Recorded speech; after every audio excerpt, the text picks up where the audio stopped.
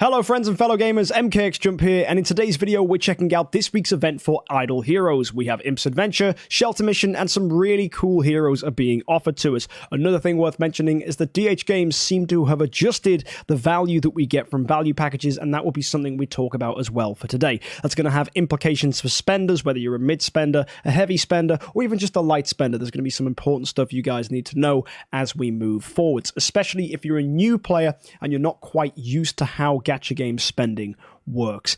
Anyway, folks, before we check out all of that, I'd love to give a shout out to two new individuals that have decided to back me on Patreon, That Man Do and Rodrigo Paulo.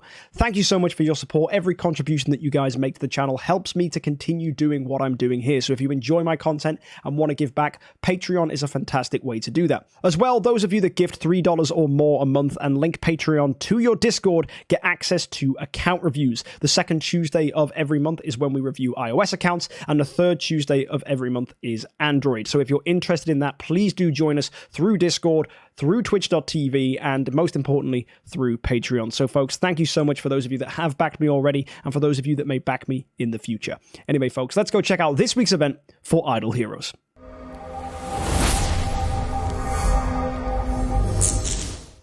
So every day for logging in, we're going to get ourselves 150 gems as well as 4 ordinary dice. It is crucial that you guys log in every single day this week because dice will make the difference between your success or failure at Imps Adventure. Some people struggle to get the 5-star hero selection chest from Imps Adventure, and you need every dice you can get to make it possible. Also, gems will make it a lot easier because you can use gems to go ahead and buy dice, which should hopefully improve your chances of getting some good stuff in Imps Adventure.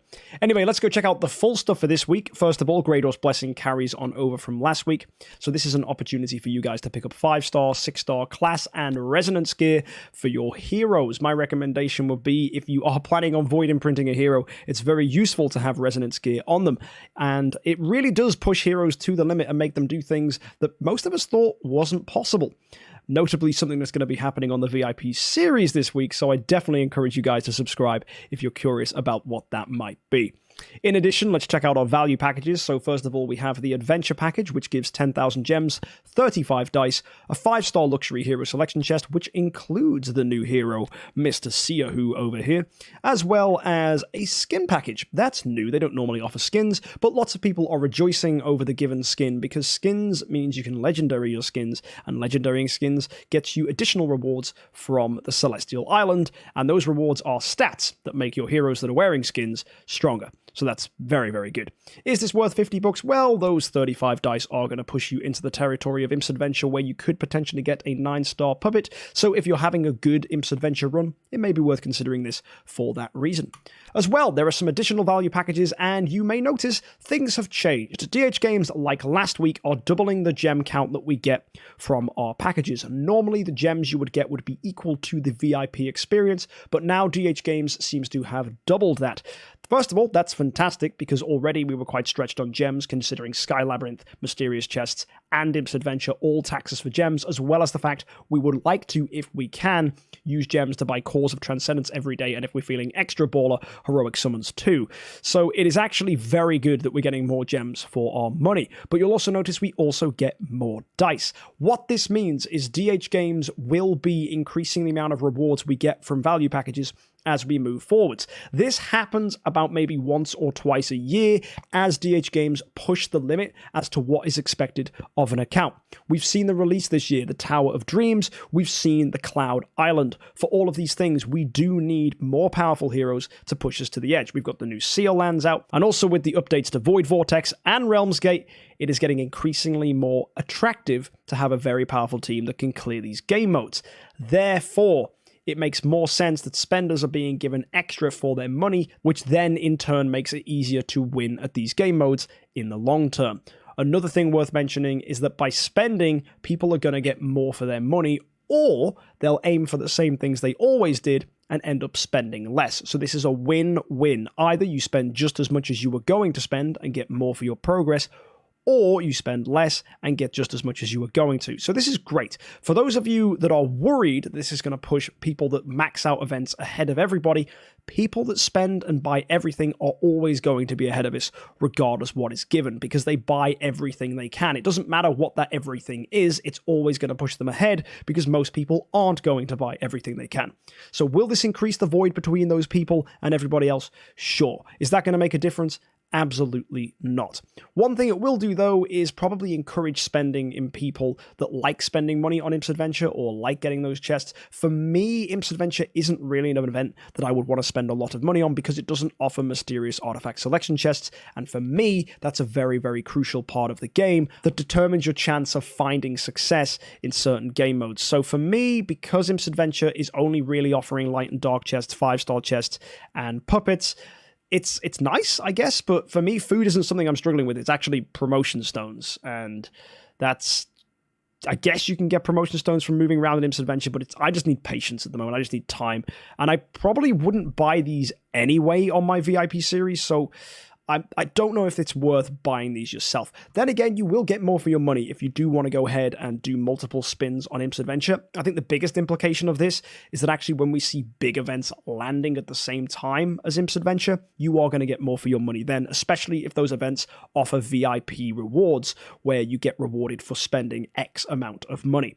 So this potentially shows that DHGames are trying to make it easier for people to progress and also trying to encourage people to spend more. You got to remember, gacha games are a natural stock market where over time people do get more resources for their money. They always make value packages more attractive. They do this to make people who have already spent continue spending and also encourage people that haven't started spending yet to start spending themselves. And as well, that excitement of a reduced price always makes people spend. Think when you see green or yellow label food in a shop, you're always going to buy the reduced section. You're always going to buy stuff on the cheap. If it's buy one, get one free, you're always going to get the free one. If you only wanted one and it was 3 for 2, you always end up buying 3. So the idea of cheapness or getting more for your money is always a great way to suck people into spending money. It is just a normal business model. So hopefully you guys can consider that before you want to drop a load of money on this game. But it could be a good thing for you. Let me know in the comments section whether you're a spender and this is actually a good thing for you or whether this scares you. If you're worried that this kind of deal is going to make you spend more money, that's an issue with you, not with the game. If you always think that you have to buy everything when it's good value, you might need to change that mindset, because that mindset could be trapping you into continuously buying and spending more money and getting yourself stuck in a sunken cost fallacy loop. If you find yourself getting trapped into that, as these packages are becoming more and more valuable, you might want to stop and reconsider why you're spending and what exactly your goals are. On the VIP series myself, I have very specific set goals and things I'm after, and I only spend if they help to pursue those goals in a way that I think is affordable. Sure, we've spent a lot on some events, but those events helped pursue my interests. Once those interests have been fulfilled, it's likely I'm going to reduce my spending. So just bear that in mind, folks, that as you move forward, you need to have goals and plans, because that then means you're being smart with your money, not stupid. Anyway, we have Imps Adventure this week, which is a fantastic way for people to get themselves some free rewards. As you move around, your little imp, when you roll a dice, will land somewhere. For example, I just rolled a 2 there, and we got ourselves some promotion stones. What's also cool is when you land on a square, it levels up from level 1 to 2, then level 2 to 3. 3 is the max level it can get to, however. And each time its level is increased, the rewards it gives you when you land on it are also increased. So we got 500 promotion stones then, but if we ever landed on it again, we'd get 1,000, and then at level 3 it'll give us 1,500, and therefore whenever we land on it, we'll get 1,500 promotion stones. That's pretty nice. The key part of this event, though, is the Starry Mushroom Hut. These give you stars whenever you pass over them and get upgraded when you land on them. So it starts at 3, then becomes 4, and then 5 at level 3. So upgrading the Starry Mushroom Huts as fast as possible is crucial to get as many stars as possible, and these stars can be used to obtain fancy rewards. For 80 stars, you'll get yourself 10 Heroic Summon Scrolls. For 110, you get Elite Shards. For 140, you'll get yourself a limited skin selection chest. One thing that saddens me is DHGames haven't released a skin recently. They've been giving out festival skins, they've been giving out new fancy skins in the guild shop, but they haven't released a skin available for a lot of heroes. Eloise doesn't have one, Saja doesn't have one, Onkiramaru doesn't have one. There's a lot of heroes out there that just don't have skins, which really means they're not getting the benefits that they could be getting from Celestial Islands. So DHGames, this is my plea to you. Please start releasing skins again, because a lot of us are missing them. For 170, you'll get yourself a 6-star puppet selection chest. For 200, which is the main thing free-to-play players try and go for, you'll get a 5-star hero selection chest, which will either get you one step closer to your first E5, or whatever hero it is that you're building currently.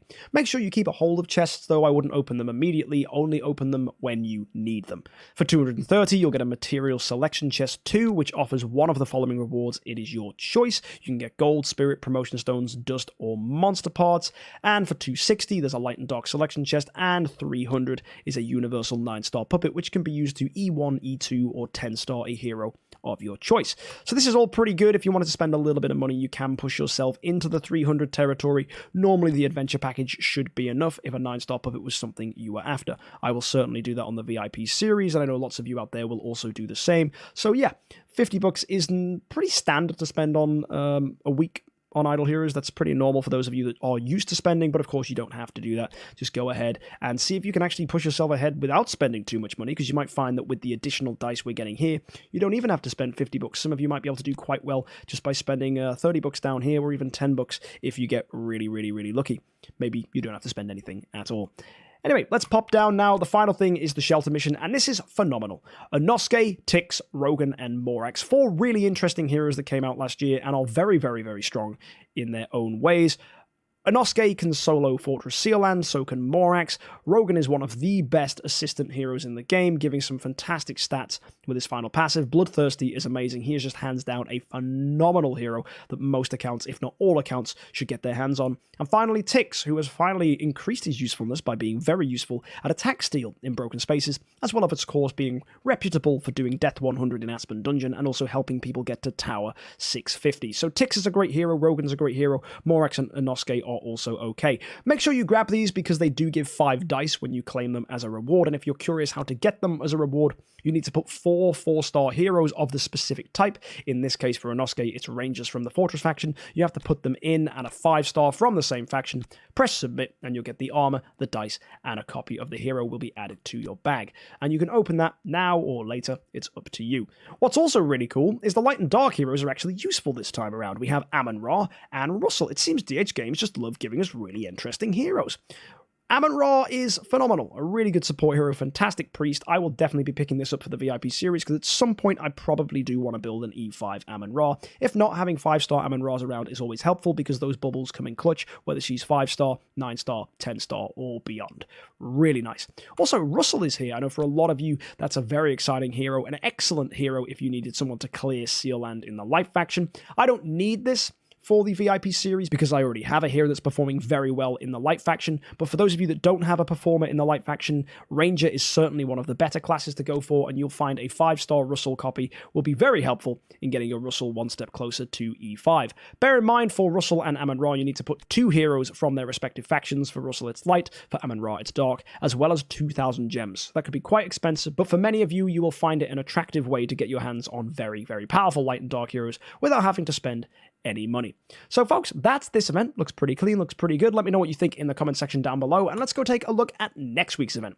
We have a Prophet Summon event, which is offering Saja as the top reward. No surprise here, as Saja was next in line for Prophet Orbs, so that shouldn't shock anybody. We have an extra drop carnival event offering Punisher of Immortal, Andrea, Waldeck, Garuda, along with the usual rewards. This will maybe surprise some of you that were expecting mysterious chests to be the norm, but that was never going to be the case. DHGames have put mysterious chests before in campaign loot drop events. I know they did it last month. It's something we've seen in the past. It's never a normal thing. It's just something they do during special occasions. We're back to normal now, where we get a specific artifact, and in this case, it is Punisher of Immortal. An excellent early artifact, probably the best first artifact to go with, as Punisher of Immortal is very versatile for Sealand clears, Aspen Dungeon, and other game modes like that. So it makes an aggressive hero even more powerful, allows them to do more damage, especially if you make it glittery or higher. So grabbing 4 copies of Punisher of Immortal is the best way to go, especially when Ormus Workshop pops up, which will allow people to turn these artifacts into more powerful versions if you have multiple copies. So I guess next week some of you might like the Punisher of Immortal. Those of you that don't, it just means you hold on to your universal crystals until next time. That said, said, a lot of us don't have many universal crystals anymore because we spent them all last month, and again, that's perfectly fine. The final thing we'll look at today is Heroic Miracle. That's going to be on Kiramaru. A little disappointing, honestly. Not a very powerful hero, but I guess he's useful if people need him as a tenant for Sword Flash. So he does have that going for him. Then again, it would have been nice to have a light and dark hero or someone a little more interesting, such as Rogan, but hey ho, there you go. On Kiramaru is the hero being offered. And finally, Glorious Boost will be back, and that's a way of spending 400 relics to get a very powerful artifact. So yeah, can't wait for all that next week. Almost Workshop is going to be huge for the VIP series. We are going to be building some splendid artifacts, and I cannot wait because it's going to be absolutely awesome. So be sure to subscribe if you keep up with the VIP series, folks. That's going to be very, very fun. But there you go. This event is pretty standard. Nothing too surprising for Imps Adventure. The only real shocker is the change to the value packages. So let me know in the comment section what you think. For me, I think it's perfectly normal, and it's about time that DHGames started increasing the inflation that does happen naturally over time in this game. You could get some real nice bargains this week and potentially in future events as well. I'm very excited to see what DHGames add to this inflation trend that seems to be going on. Perhaps it might just be a one-off, but it looks like it's going to be commonplace, so expect future events to also have really good value rewards as well from their value packages. Anyway, folks, that's all from me for today. If you want to catch more event reviews, be sure to subscribe and join me each Friday where I take a look at the event for the week. But until next time, folks, have a fantastic week, enjoy this event, and happy idling.